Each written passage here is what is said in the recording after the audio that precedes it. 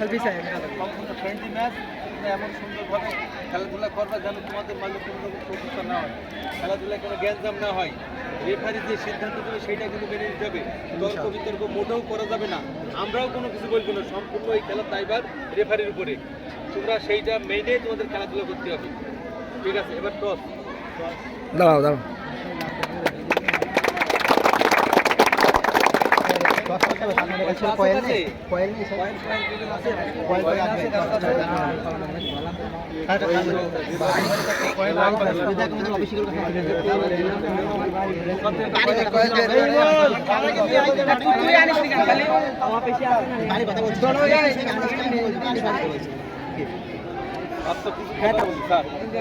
যেহেতু পাশাপাশি অনুষ্ঠানের আগেও বলেছি, হিংসাত্মক মনোভাব প্রয়োগ করে খেলবো না, আত্মঘাতী কোনো প্রক্রিয়া নিয়ে খেলবো না, যে একজনের জীবন নাশ ঘটুক এমন ইয়ে নিয়ে মনোভাব নিয়ে আমরা খেলবো না।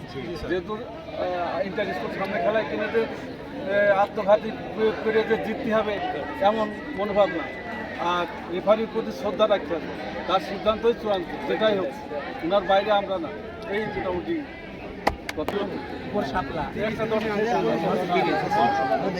আমার যদি মনে করেন যে এখন 52